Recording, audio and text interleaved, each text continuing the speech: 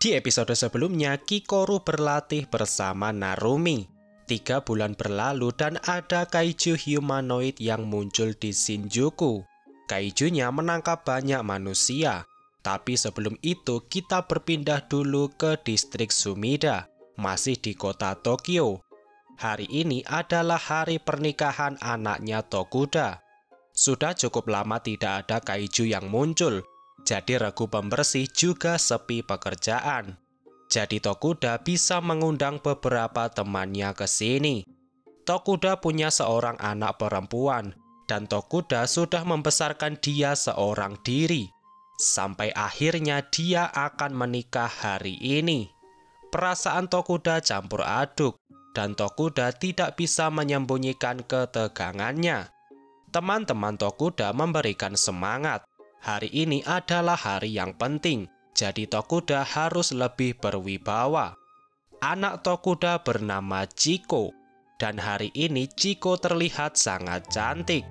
Tokuda hampir menangis melihat anaknya memakai gaun pengantin. Tapi mempelai pria sudah menunggu di dalam, jadi Tokuda harus mengantar Chiko ke sana. By the way, nama pengantin pria adalah Daiki. Mereka sampai di depan pintu, tapi wajah Tokuda masih saja tegang. Chiko tidak mau ayahnya cengeng, jadi Chiko langsung menginjak kaki ayahnya. Ternyata Chiko dulunya adalah preman. Padahal Chiko bisa bersikap tenang, tapi ayahnya malah tidak bisa. Akhirnya mempelai wanita dipersilahkan masuk, dan Chiko menggandeng tangan ayahnya. Tokuda masih saja tegang, tapi Chiko berkata, "Ayah, terima kasih sudah menjagaku selama ini." Ketegangan Tokuda langsung hilang, dan mereka berdua masuk ke dalam. Mempelai pria sudah berdiri di depan pendeta, dan semua tamu memberikan tepuk tangan. Sungguh hari yang indah untuk keluarga Tokuda. Tapi tiba-tiba ada kaiju besar yang muncul di jendela. Kaijunya berusaha masuk untuk menangkap manusia. Acara pernikahan yang sebelumnya penuh bahagia, tiba-tiba berubah menjadi tempat yang berbahaya. Kantor pusat divisi pertahanan berhasil mendeteksinya, jadi akan segera dikirimkan prajurit ke sana. Tapi ternyata kaiju yang muncul tidak hanya satu. Terdeteksi ada banyak kaiju yang muncul bersamaan di sekitar Tokyo. Di distrik Setagaya muncul banyak kaiju dari bawah rel kereta, dan semuanya adalah kaiju berukuran sedang. Di kota Hachioji muncul 2 kaiju berukuran besar. Kaijunya muncul dari balik gunung dan bentuknya mirip seperti tapir. Distrik Minato juga melaporkan kemunculan kaiju. Tiba-tiba ada banyak kaiju tipe serangga yang muncul di dekat tower. Terjadi kepanikan di mana-mana, dan kantor pusat kewalahan mengatasinya. Kembali ke tempat Tokuda, Daiki terluka terkena pecahan kaca. Semua orang menjauh dari kaiju. Mereka sudah hampir sampai di pintu, tapi kaijunya menutup jalan ke pintu, dan Tokuda terpental jauh ke belakang. Tiba-tiba kaijunya mendekati Chiko. Kaijunya menangkap Chiko dan siap memakannya. Tokuda langsung melukai tangannya. Bau darah Tokuda berhasil menarik perhatian kaiju. Tapi kaijunya tidak terlalu peduli.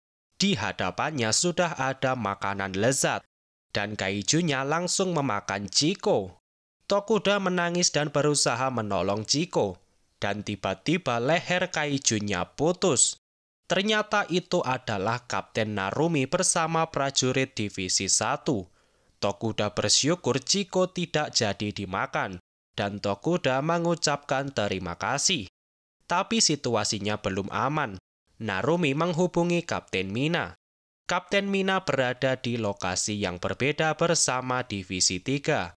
Ingat lagi kalau area kerja Divisi 1 dan 3 sama-sama berada di Tokyo. Dengan kemunculan banyak kaiju secara bersamaan, seluruh prajurit Divisi 1 dan 3 akan beraksi bersama.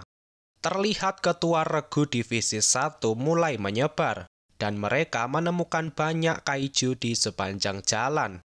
Narumi belum berpindah.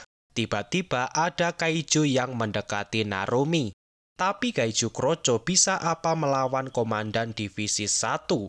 Di atas terlihat Tokuda yang diajak ke tempat yang aman. Tapi Tokuda merasa baik-baik saja. Jadi prajurit tidak perlu membantu. Lebih baik bantu saja Narumi di bawah. Tapi tidak hanya Tokuda saja yang harus melakukan evakuasi. Para prajurit juga harus melakukan evakuasi. Karena hari ini Narumi memakai baju tempur nomor 1. Jadi Narumi datang dengan peralatan lengkap. Itu artinya Narumi sekarang adalah kaiju nomor 1 dengan bentuk manusia. Dan dia adalah makhluk paling berbahaya di sini. Jadi mereka semua harus menjauh. Narumi mengaktifkan baju dan matanya. Dengan mata supernya, Narumi bisa melihat semua yang ada di sini. Bahkan yang berada di belakang juga terlihat. Jadi Narumi nyaris tidak punya titik buta. Narumi melakukan beberapa tembakan dan semua kaiju langsung mati. Kekuatan yang luar biasa. Narumi bertanya situasi kepada Hasegawa. Hasegawa punya kabar baik dan kabar buruk. Kabar baiknya sekarang divisi 1 dan 3 sudah tersebar ke seluruh Tokyo. Dan proses evakuasi berjalan lancar. Tapi kabar buruknya serangan kaiju tidak hanya terjadi di Tokyo, melainkan mencakup seluruh negara. Sebelumnya saya berkata kalau divisi pertahanan hanya ada 4 divisi. Karena yang terlihat menghadiri rapat besar hanya ada 4 divisi. Tapi ternyata informasi ini salah. Ada banyak divisi yang tersebar ke seluruh negara. Jepang termasuk negara yang cukup besar. Jadi divisi pertahanan dibagi menjadi 4 kelompok besar. Wilayah utara dijaga oleh divisi 9, 10, 11, dan 12. Wilayah timur berisi divisi 1, 2, 3, dan 4. Wilayah barat ada divisi 5, 6, 7, dan 8. Wilayah selatan berisi divisi 13, 14, 15, dan 16. Jadi ada sangat banyak divisi di seluruh Jepang. Dan mereka semua bekerja sama melindungi keamanan negara. Sementara itu di prefektur Hyogo, terlihat ada banyak kaiju yang muncul di area pegunungan. Dan divisi 6 bertugas mengatasinya. Kapten divisi 6 bernama Soichiro Hoshina, dan dia adalah kakak kandungnya Hoshina. Ternyata kaijunya muncul di dekat Kastil Himeji. Kastil Himeji adalah lokasi bersejarah, jadi mereka harus segera mengalahkan kaijunya. Sekarang semua divisi sibuk dengan kaiju di wilayahnya sendiri. Jadi rasanya sulit memberikan bantuan kepada divisi yang lain. Apalagi para kaiju menyerang tempat-tempat penting bagi manusia, seperti kota besar, pembangkit listrik, pemancar sinyal, dan bahkan gedung pemerintah. Terlihat kaiju ingin memutus kekuatan manusia. Pasti ada yang sudah merencanakan semua ini. Dan siapa lagi jika bukan kaiju 9? Seolah kaiju 9 sedang bermain catur dengan menempatkan pion di tempat yang penting. Tiba-tiba ada panggilan dari Kurusu. Kurusu berkata ada beberapa lokasi yang kesulitan melawan kaiju. Kaiju di sana punya kekuatan di atas 7,0. Jadi prajurit biasa sulit menghadapinya. Tercatat ada 3 lokasi yang sekarang berada di dalam zona merah. Dan salah satunya adalah Gedung Parlemen Nasional. Saat ini Narumi berjarak 6 km dari Gedung Parlemen, jadi akan butuh waktu untuk sampai ke sana. Jadi Narumi menyuruh Hasegawa mengirimkan seseorang ke sana. Berpindah ke markas divisi 1, terlihat Keiji Itami berkumpul bersama para petinggi. Dan di sana ada sebuah alat yang dikeluarkan. Itu adalah kapsul pelontar elektromagnetik. Dengan kapsul ini, seseorang bisa dengan cepat berpindah tempat. Kapsul ini dibuat khusus untuk digunakan Numbers 4. Jadi kapsul ini tidak pernah digunakan lagi setelah kematian Hikari. Sekarang Kikoru sudah cukup bisa menggunakan Numbers 4. Jadi Kikoru juga bisa memakai kapsulnya. Tapi Kikoru sadar dia belum sepenuhnya menguasai Numbers 4. Tapi tidak ada waktu untuk ragu dan takut. Kikoru akan tetap maju dengan kekuatan yang ada. Dan Kikoru meminta ibunya meminjamkan kekuatan. Seluruh sinkronisasi berjalan lancar. Dan kapsulnya meluncur dengan kecepatan yang luar biasa. Namun kapsulnya tidak bisa digunakan untuk terbang jarak jauh.